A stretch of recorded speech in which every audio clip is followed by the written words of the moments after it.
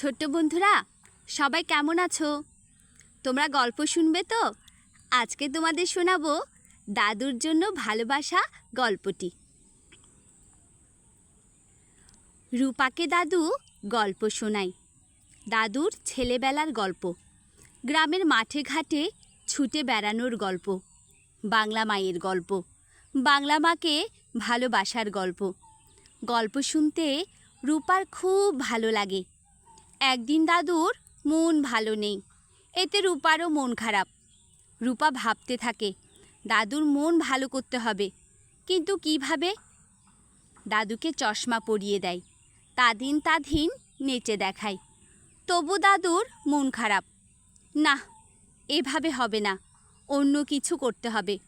হঠাৎ একটা বুদ্ধি আসে মাথায়। রূপা চালুনি নিয়ে আসে, ঝুলিয়ে দেয় বাগানে। গাছে পানি দেওয়ার ঝাঁঝরি নেয়, ঝুলিয়ে দেয় গাছের ডালে। মা বলেন, কে করছো রূপা? রূপা বলে, দাদুর মন ভালো করছি। মা হাসেন। রূপা মেঘ তৈরি করে, নীল আকাশে সাদা তুলো মেঘ। বাবা বলেন, কি করছো রূপা? রূপা বলে, দাদুর মন ভালো করছি। বাবাও হাসেন। দাদু এবার ঘর থেকে বাইরে আসেন, বলেন, কি করছো রূপা? রূপা বলে, তোমার মন ভালো করছি, তোমার জন্য ছবি এঁকেছি।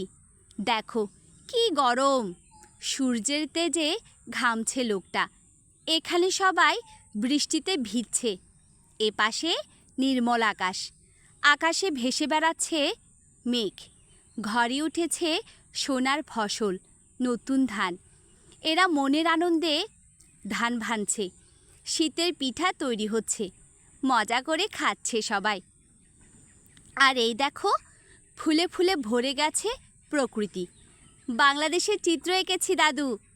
এই দেশ তোমার খুব প্রিয়, তুমি খুশি হওনি? দাদুর চোখ ছলছল করে ওঠে। আনন্দে রূপাকে তিনি বুকে জড়িয়ে ধরেন।